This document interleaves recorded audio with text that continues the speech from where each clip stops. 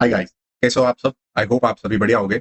Welcome to first weekend analysis of the Indian equity markets. इस week market ने कैसा perform किया, हम लोग उस पर चर्चा करेंगे और एक आगे का पॉइंट ऑफ व्यू बनाने की ट्राई करेंगे। इस मार्केट एनालिसिस के वीडियो में हम लोग स्ट्रॉन्ग इंडेक्स की बात करेंगे, कौन से इंडेक्स में स्ट्रेंथ है, कहाँ पे फोकस करना चाहिए और उसके बेस पे अपना आगे का परसेप्शन बनाएंगे। So let's start our analysis.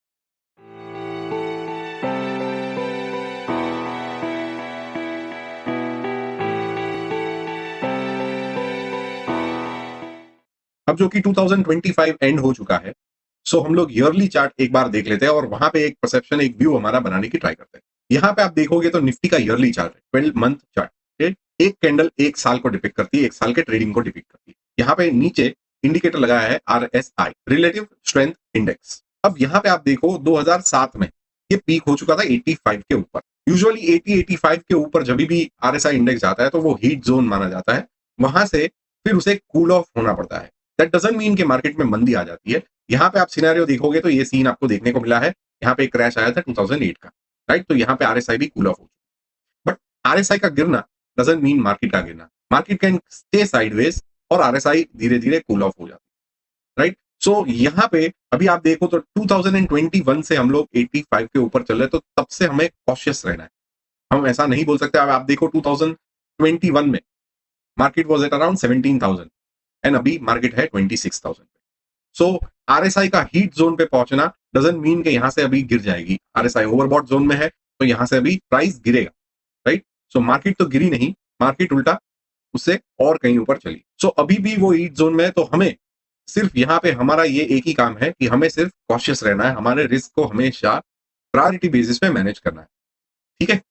दूसरी बात, यहाँ पे जब भी हम ओवरबॉट जोन में रहते हैं तो मार्केट तो ग्रेजुअली ऊपर जाता ही है, बट यहां से दो सिनेरियोस प्ले आउट होते हैं। या तो ऐसे शार्प करेक्शन आता है या मार्केट यहां पे ही कूल ऑफ करता है। एक साइडवेज जोन में मार्केट रहता है और यहाँ पे RSI धीरे धीरे ग्रेजुअली डिक्रीज होके हीट जोन के फिर अंदर, और फिर इवेंचुअली वापस से प्राइस ऊपर जाता है तो RSI वापस से फिर बढ़ के ऊपर आने लगती है, राइट? सो ये डाइवर्जेंस को हमें देखना है कि डाइवर्जेंस कहाँ पे होता है। अभी फिलहाल हम लोग ओवरबॉट जोन में है, तो हमारा सिर्फ यही काम है कि हमें कॉशियस, राइट? हम ऐसा मान के चलते हैं कि यहां से कभी भी मार्केट गिर सकती है या साइडवेज जोन में हमें फंसा सकती है, ट्रैप कर सकती है। आप एक साल लास्ट देख सकते हो, पूरा एक साल हम लोग ने नो रिटर्न किया है, क्योंकि ये जो हाई लगा था उसे हम 2025 में क्रॉस नहीं कर पाए और मार्केट कहीं ना कहीं उसी लेवल पे रहा पूरा एक साल, राइट? तो ऐसा सिनेरियो हो सकता है जहां पे मार्केट एक पॉज ले ले तो RSI धीरे धीरे कूल ऑफ, ठीक है? तो ये था ओवरऑल ईयरली व्यू। अभी हम लोग देख लेते हैं इंडेक्सेस में कहाँ पे स्ट्रेंथ है और कैसे हमें आगे का जर्नी प्लान करना है। आगे के कमिंग वीक्स 2 से 3 हफ्ते, 4 हफ्ते कैसे होने चाहिए, तो उसकी चर्चा कर लेते हैं। तो निफ्टी का क्लोजिंग हमें देखने को मिला है ऑल टाइम हाई पे 26,328 पे। अगेन हम लोग काफी हफ्तों से इस एक ही जोन में ऊपर नीचे वॉलेटाइल मूव कर रहे हैं। अब यहाँ पे सेम सिनेरियो तो रहेगा ही कि हम लोग या तो यहाँ से एक छोटी सी रैली और कर ले और फिर स्टेबलाइज हुए, क्योंकि यहाँ पे आप देखो तो कहीं पे भी ऐसी साइन नहीं देखने को मिल रही है कि कौन जीत रहा है। कभी बायर जीत रहा है तो कभी सेलर हावी हो रहा है। अब यहाँ पे देखो नीचे के लेवल से बाइंग आ रही थी, ऊपर के लेवल से सेलिंग आ रही। सेलिंग पूरी पूरी एब्जॉर्ब नहीं हुई है, इसकी साइन हम लोग क्या मानते हैं? बिकॉज ऑल टाइम हाई पे ऐसा open is equal to high का सिनेरियो बन जाता है। उसके ऊपर अभी मार्केट को क्लोज करके अच्छे से सस्टेन होना है, तब जाके हम लोग को एक कंफर्मेशन मिलता है। तो कहीं ना कहीं कुछ सेलिंग एब्जॉर्ब हो चुकी है। अभी आप यहाँ से जो सेलिंग स्टार्ट हुई है, आप उसको बिना अब्जॉर्ब करे ऊपर जाने की ट्राई करोगे तो ऐसे सिनेरियोज आपको देखने को मिलेगा। वॉलेटाइल मूव यहाँ पे एक ही रेंज में करती रहेगी। आप लॉन्ग होने की लॉन्ग होने का परसेप्शन बनाएंगे और वो आपको नीचे धकेल देगी। आप जहां पे शॉर्ट होने का व्यू बनाएंगे वहां पे से वो लॉन्ग हो जाएगा। सो ये सिनेरियो है। This is called a no trade zone. Usually जब तक ये हमें कंफर्मेशन नहीं मिल जाता है कुछ हफ्तों का, तब तक के लिए हम लोग ये वॉलेटाइल मूव में हम लोग पार्टिसिपेशन नहीं करते, राइट? We stay side. या तो हम अगर 100% पोजीशन जो हमारी बनाते हैं यूजुअली, तो हम लोग 25% से हम लोग काम करते हैं, 1/3 पोजीशन पे हम लोग काम करते हैं, राइट? ताकि हमारा एक्सपोजर कम हो जाए। तो यहाँ पे हमें और कुछ हफ्ते का कंफर्मेशन चाहिए कि अभी जो क्लोजिंग किया है 26,300 के, सो जो लास्ट स्विंग लगा था 26,277 का, उसके ऊपर अगर क्लोज करके ये क्लोज हमें देखने को मिला है सक्सेसफुल, अच्छी बुलिश कैंडल है, पॉजिटिव है। सो इसके ऊपर अभी सस्टेन होना है 26,277 पे, वरना अपना लेवल ये है 26,100। अभी अच्छा सपोर्ट का काम करना चाहिए। किसी भी हाल में ये लेवल नहीं टूटना चाहिए 26,100। तब जाके कंफर्मेशन होगा कि ये जो मूव आया है वो कंफर्म्ड है। अगर इसके नीचे वापस चला जाता तो हम लोग इसी रेंज में वापस से ऊपर नीचे करते दिखेंगे। ठीक है, तो ये है कुछ हफ्तों के लिए ये व्यू। अभी हम लोग देख लेते हैं कि दूसरे इंडेक्सेस में कहां पे स्ट्रेंथ है, और ये मैं कौन से सोर्सेज, मल्टीपल सोर्सेज से मैं कंफर्म करता हूं, सारे मेरे ही डिराइव्ड सोर्स है, तो मैं वो आपको दिखाता हूं। तो फर्स्ट है प्राइस एक्शन। तो मैं सारे इंडेक्सेस को प्राइस एक्शन बेस पे एनालाइज करता हूं, राइट। जैसे हम लोग ने ये निफ्टी का चार्ट किया, तो वैसे ही यहाँ पे सारे इंडेक्सेस आपको देखने को मिलेंगे। यहाँ पे आपको स्मॉल कैप इंडेक्स है, देखो स्मॉल कैप अभी संभल रहा है 17,670 के ऊपर आने के बाद 2 हफ्ते उसने अच्छे से क्लोज करे हैं with a good positive candle. तो अभी यहाँ पे उसे सपोर्ट लेके चलना है। तो स्मॉल कैप में उतना स्ट्रेंथ नहीं है, राइट। लार्ज कैप निफ्टी है, तो लार्ज कैप्स में स्ट्रेंथ है, स्मॉल कैप्स में उतना पार्टिसिपेशन नहीं दिख रहा है। मिड कैप्स देखो ऑल टाइम हाई पे है, तो mid caps and large caps are moving, small caps is taking a pause. Mid and small 400 का इंडेक्स है, ये भी देखो अभी फिलहाल बेस के बाहर आ रहा है, इतने टाइम एक शॉर्ट बेस बनाया है और वहां से अभी स्ट्रेंथ दिखाना स्टार्ट किया है। तो इसे भी प्रूव करना है, आगे जाके 20,400 के ऊपर सस्टेन करना है। मैं सारे सेक्टर्स कवर नहीं करूंगा बिकॉज वीडियो लंबा हो जाएगा, तो हम लोग जो जो जिस सेक्टर में हमें स्ट्रेंथ दिख रहा है उसकी चर्चा करेंगे। तो फर्स्ट सेक्टर है oil and gas. Oil and gas में स्ट्रेंथ आनी शुरू हो गई है। हम लोग ने फर्स्ट अटेम्प्ट यहाँ पे किया था 12,000 के ऊपर आके सस्टेन होने को, बट नहीं हुए, फेल हुए। इस टाइम अच्छी खासी बुलिश कैंडल है, तो एक स्विंग हाई हमें 12,517 के आसपास हमें देखने को मिलना चाहिए in next coming weeks. So oil and gas sectors के स्टॉक्स पे आपकी नजर होनी चाहिए फॉर दिस वीक। सेकंड है फिन सर्विसेज, ये भी अपने ऑल टाइम हाइज के उधर है, एक बेस बना है और उसे क्रॉस करने की ट्राई हो रही है। ऑटो इंडेक्स, ऑटो स्टॉक्स पे आपकी नजर होनी चाहिए बिकॉज ऑटो इंडेक्स अपने ऑल टाइम हाइज पे चल रहा है। इस सप्लाई जोन को हम लोग ने ये देखो इजीली पहले ब्रेक किया, फिर यहीं पे एक बेस बनाया और फिर जाके वापस से एक ट्राई की, इसे रीटेस्ट किया और वहां से एक अच्छी खासी बुलिश मूव हमें देखने को मिली है। So auto sector is the strongest sector, हम लोग ऐसा बोल सकते हैं फिलहाल के लिए, जो अच्छी स्ट्रेंथ बता रहा है। Second is Nifty bank, same scenario, हम लोग यहां से बाउंस करके रीटेस्ट करके वापस से ऊपर छोटा सा बेस बना के वापस से एक स्ट्रेंथ की मूव।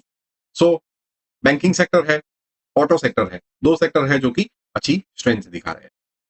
थर्ड है financial services, same scene, strength इसमें भी है।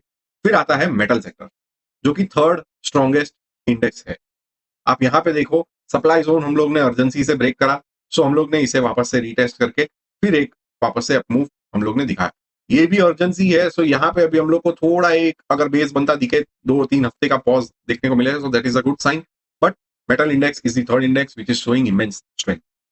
फिर है प्राइवेट बैंक्स जहां पे स्ट्रेंथ दिख रही है, अभी फिलहाल एक बेस बन के ऊपर आने की ट्राई हो रही है।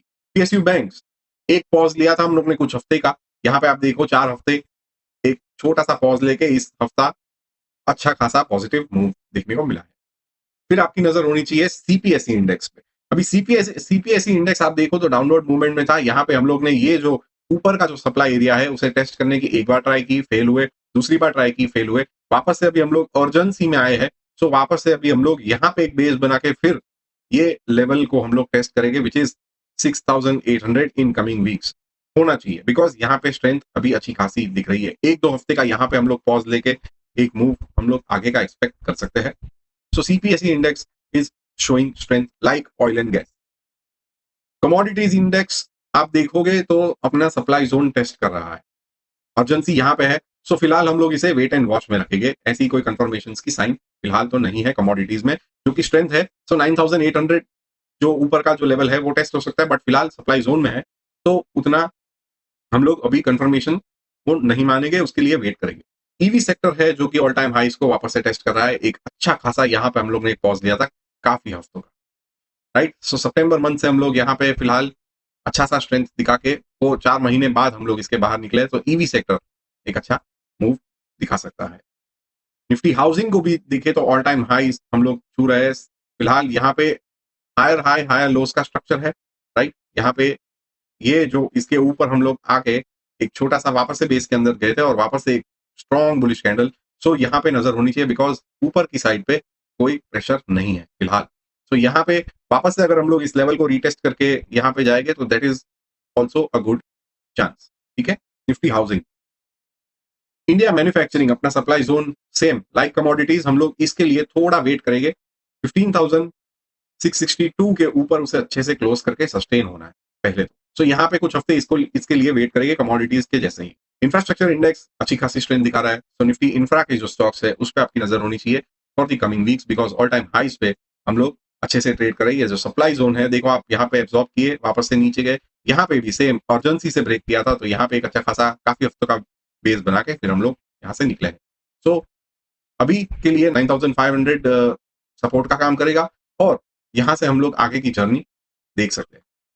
एमएनसी इंडेक्स भी यहाँ से इमेंस स्ट्रेंथ दिखा रहा है, अपने सप्लाई जोन को आराम से वो टेस्ट कर सकता है, बिकॉज यहाँ पे एक अच्छा बेस बना है और बेस बनाने के बाद एक अच्छी पॉजिटिव कैंडल से ब्रेकआउट करा है। सो 31,305 31,300 वो एक फर्स्ट टारगेट होना चाहिए और फिर जाके यहाँ पे एक पॉज लेके वापस से ऊपर करेगा तो ये सप्लाई जोन पूरा टेस्ट हो सकता है।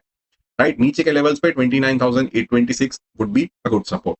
फिर है मोबिलिटी, आप देखोगे तो ऑल टाइम हाई नया बना रही है और यहाँ पे भी देखो आप अच्छा खासा एक बेस बना है और उसके बाद हम लोग यहाँ से निकले हैं। So this is also strong sector. Nifty rural, उसको भी आप देख सकते हो, यहाँ पे कुछ हफ्तों का कंफर्मेशन आना चाहिए बिकॉज थोड़ी अर्जेंसी यहाँ पे दिख रही है। लास्ट वीक आप देखो तो अच्छा खासा सेलिंग प्रेशर आया था, सो अभी भी सेलिंग अब्जॉर्ब नहीं हुआ है। उसके बाद सर्विस सेक्टर है जो कि वापस से अपनी एक स्ट्रेंथ दिखा रहा है, यहाँ से ऑल टाइम हाई पे हमें सेलिंग आई थी और यहाँ से एक बुलिश कैंडल है। तो अगर हम लोग 33,790 के ऊपर अगर अच्छे से सस्टेन करते हैं 2 से 4 हफ्ते तो बढ़िया रहेगा। निफ्टी मल्टी इंफ्रा इंडेक्स को भी आप देख सकते हो, ये भी एक अच्छा खासा एक स्ट्रेंथ दिखा रहा है, यहाँ से एक बेस बना के हम लोग कप विथ हैंडल पैटर्न इसे बोलते हैं, तो कप विथ हैंडल पैटर्न का फॉर्मेशन का ब्रेकआउट यहाँ पे हमें देखने को मिल रहा है। सो 14,580 एक अच्छा खासा सपोर्ट का काम करना चाहिए। यहाँ पे हम लोग को एक बेस बनते 2-3 हफ्तों का अगर पॉज देख के तो आगे की जर्नी तय कर सकता है। राइट, सो ये था प्राइस एक्शन बेस पे मैं सारे इंडेक्सेस को स्ट्रेंथ वाइज देखता हूं और मैं उन पे नजर रखता हूं कि कहां पे स्ट्रेंथ है प्राइस एक्शन वाइज। दूसरा मैं चेक करता हूं रिलेटिव परफॉर्मेंस से।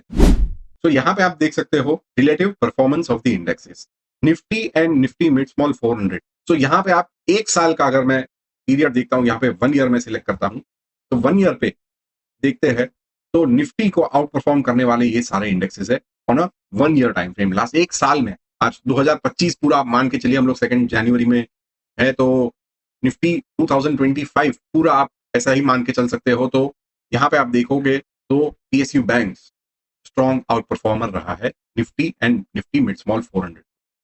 राइट, निफ्टी को ये सारे इंडेक्सेस ने बीट किया एंड निफ्टी मिड स्मॉल 400 को ये सारे इंडेक्सेस ने, इवन निफ्टी ने उसे आउट परफॉर्म किया है। बट यहाँ पे आप देखोगे तो टॉप 3 या 4 आप सेक्टर्स आप देखिए, PSU bank, metal, auto, India defence, commodities and bank Nifty. Right, bank Nifty finance, तो इतने मेजर स्टॉक्स आपको सारे टाइम फ्रेम्स पे कॉमन नजर आएगा। ये एक साल का है, हम लोग लास्ट 6 मंथ्स में भी आउट परफॉर्मेंस चेक करते हैं। 6 मंथ्स में आउट परफॉर्मेंस भी देखो आप, auto, PSU bank, metal, logistics, commodities, bank Nifty out performer. Right, तो ये 2026 का जो थीम रहेगा वो लीडर्स इसी सेक्टर्स में से उभर के आने चाहिए। Auto, PSU banks, private banks, metal, commodities, banking sector जो है इसी सेक्टर से आने चाहिए। इंफ्रा है, 3 मंथ्स को भी हम लोग देखते हैं, 3 मंथ्स में भी same PSU banks, metal, capital markets थोड़ा बहुत परफॉर्मेंस दिखाए थे बट वो वापस से डल हो गए। बैंक निफ्टी है, इंफ्रा है, ऑटो है, कमोडिटीज है, प्राइवेट बैंक। 1 मंथ के बेस पे भी आप देखोगे तो 1 मंथ के बेस पे metal is again an outperformer, फिर आता है कमोडिटीज, पीएससी, ऑटो है, यहाँ पे वापस infra, PSU banks, bank Nifty, MNC, ये लास्ट 1 मंथ में परफॉर्मेंस में आए हैं। आप देखोगे प्राइस एक्शन वाइज हम लोग ने जो जो इंडेक्स कवर करे हैं वो लास्ट 1 मंथ में यहाँ पे भी आउट परफॉर्मेंस में आए हैं। हाई टाइम फ्रेम पे नहीं है बट यहाँ से स्ट्रेंथ आनी शुरू हुई है, तो ये अगर कंसिस्टेंट रहती है कुछ हफ्तों के लिए तो वो अच्छी बात रहेगी।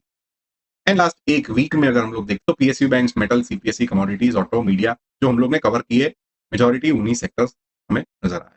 ये है दूसरा सिनेरियो मेरे कंफर्मेशन का, एक रिलेटिव आउट परफॉर्मेंस चेक करने के लिए। तीसरा जो मेरा सोर्स मैं जहां से लेता हूं वो है प्योर कैलकुलेटिव, जो कि आरएस बेस पे है, रिलेटिव स्ट्रेंथ इंडिकेटर। तो वो देख लेते हैं। यहाँ पे भी आपको सेम व्यू दिखाई दे, पॉजिटिव है, जो राइट साइड पे आ रहा है वो पॉजिटिव है, जो लेफ्ट साइड पे है वो नेगेटिव है। तो यहाँ पे 1 ईयर आरएस को अगर आप देखोगे तो एक साल में Nifty, PSU banks, metal, auto, defence, bank Nifty, जो मेरे दूसरे सोर्स में दिख रहे थे, जो मेरे प्राइस एक्शन बेस पे दिख रहे थे, वही सारे सेक्टर्स यहाँ पे भी सेम कंफर्मेशन दे रहे हैं। कमोडिटीज है, प्राइवेट बैंक्स है, इंफ्रा है, ऑयल एंड गैस है, मैन्युफैक्चरिंग है, ये लास्ट 1 साल में आउट परफॉर्मेंस दिखाए हैं। 6 मंथ्स में भी आप देखोगे तो कॉमन है PSU banks, auto, metal, commodities, bank Nifty, fin services, infra. 3 months में भी आप सारा पॉज करके आप देख सकते हो। एक वीक में, इस वीक अगर हम लोग देखें तो आप देखो कमोडिटीज टॉप पे है, यहाँ पे लास्ट एक महीने में कमोडिटीज भी टॉप पे है, बट यहाँ पे नीचे है, यहाँ पे थर्ड रैंक पे है और यहाँ पे फिफ्थ सिक्स रैंक पे है। सो कमोडिटीज जहां लार्जर टाइम फ्रेम पे ऊपर थी, यहाँ पे अभी वापस से इस हफ्ते स्ट्रेंथ दिखा रही है, बिकॉज यहाँ पे नीचे थी दोनों टाइम। यहाँ पे आप देखो कमोडिटीज है, लास्ट एक महीने में अच्छी खासी स्ट्रेंथ दिखा है, मतलब कुछ हफ्तों में कमोडिटीज एक सेक्टर है जो कि वापस से एक स्ट्रेंथ दिखा रहा है। तो प्राइस एक्शन में हम लोग ने ऑलरेडी पकड़ लिया, सेकंड रिलेटिव आउट परफॉर्मेंस में हम लोग ने देखा, और यहाँ पे भी हमें सेम सिनेरियो देखने को मिला। कौन से सेक्टर्स नहीं परफॉर्म कर रहे हैं? That is media, IT, FMCG फिलहाल, राइट। ये सारे थोड़े बहुत वीक, मतलब आउट परफॉर्मेंस नहीं है। सो हमारा ध्यान हमेशा आउट परफॉर्मेंस पे रहना चाहिए, कौन से सेक्टर स्ट्रांग है और किसमें स्ट्रेंथ दिख रही है, मोमेंटम भी दिख रहा है, वो हम लोग देखते हैं और उसी पे हम लोग फोकस करके चलते हैं। ठीक है, तो ये है किस बेसिस से मैं अपना डिसीजंस लेता हूं, कौन से इंडेक्सेस। पहले ये बॉटम टॉप डाउन अप्रोच है, मैं पहले ब्रॉडर इंडेक्सेस को देख लेता हूं, उसके बाद जिसमें स्ट्रेंथ है उसके अंदर जाके उसके स्टॉक्स में कहां पे स्ट्रेंथ है, कौन लीडर है, उसी बेस पे अपना ट्रेडिंग या इन्वेस्टमेंट डिसीजंस लेता हूं। ठीक है, हम लोग ऐसे ही हर हफ्ते इंडेक्सेस की बात करेंगे। अभी सिर्फ Nifty and bank Nifty cover नहीं होगा, सारे इंडेक्सेस मैं ट्राई करूंगा कवर करने के लिए, जहां जहां पे स्ट्रेंथ है वो उसे मैं हम लोग कवर करेंगे। ठीक है, डॉलर इंडेक्स को भी देखो तो वीकनेस यहाँ पे दिखा रहा है, राइट। पहले स्ट्रेंथ में था तो हमारी मार्केट थोड़ी बहुत संभलने की ट्राई कर रही थी, तो डॉलर इंडेक्स है। दूसरा हम लोग सिल्वर गोल्ड देख लेते हैं। गोल्ड को भी देखोगे तो बेस टू बेस फिलहाल अच्छी स्ट्रेंथ दिखा रहा है, राइट। अभी एक इस हफ्ते पॉज देखने को मिल रहा है 135 700। सिल्वर भी देखो 2.5 का एक टॉप बना के वापस से 236 पे एक पॉज देखने को हमें मिल रहा है। एक इंपल्स मूव अच्छी खासी यहाँ से देखने को मिले लास्ट 4 हफ्तों में, राइट। बाकी हमारे सारे टारगेट्स तो हो चुके थे सिल्वर में, मेजर प्रॉफिट बुकिंग भी हम लोग ने कर रखा है, अभी कुछ पोर्शन ही पेंडिंग रखा है, उसे हम ट्रेल कर रहे हैं। इस हफ्ते निफ्टी बैंकिंग सेक्टर, क्योंकि banking and finance sector, metal है, ऑटो है, कमोडिटीज है, ये सारे सेक्टर्स स्ट्रेंथ दिखा रहे हैं, तो कुछ हफ्ते उस पर फोकस होना चाहिए कि कहाँ पे स्ट्रेंथ एंड मोमेंटम दोनों है। अभी हम लोग थर्ड पोर्शन देख लेते हैं, मार्केट ब्रेथ। क्या ये जो निफ्टी ऑल टाइम हाइस पे है, सो मार्केट ब्रेथ का भी हमें सपोर्ट मिल रहा है कि नहीं, वो चेक कर लेते हैं। Percentage of stocks above their shorter term moving average is at 68%. Percentage of stocks above their medium term moving average is at 38%. And percentage of stocks above their long term moving average, जो कि 200 period रहती है, is still below 50 at 40%. सो हम लोग अभी भी weaker and पे है, वीकर मार्केट, बेयर मार्केट में है, जो कि हम लोग काउंटर रैली कर रहे हैं, बिकॉज ओवरऑल पार्टिसिपेशन नहीं है, only 40% of stocks are participating, right. So यहाँ पे भी हमें दूसरा एक कॉशियस साइन यहां से मिलता है। एक, हम लोग ईयरली टाइम फ्रेम पे ओवरबॉट चल रहे हैं। सेकंड, मार्केट ब्रेथ नहीं है, हमें 50 के ऊपर हर हाल में सस्टेन होना है। सो वो जब तक इंप्रूव नहीं होती है एंड वो जब तक स्टेबल नहीं होती है, तब तक हमें cautiously trading and investing decisions लेने हैं। आई होप ये वीडियो आपको पसंद आया होगा, तो लाइक शेयर कमेंट आप कर सकते हो। अगर आपको ये वैल्यूएबल लगा है, अपने दोस्तों, अपने कम्युनिटी में आप शेयर कर सकते हो। कोई भी क्वेरीज या कुछ फीडबैक आपको देना हो तो you can always leave a comment और you can DM me directly. So this was the analysis of the first weekend of 2026. हम लोग मिलेंगे ऐसे ही एनालिसिस के अगले वीडियो में। Until then, enjoy this weekend. Thank you very much.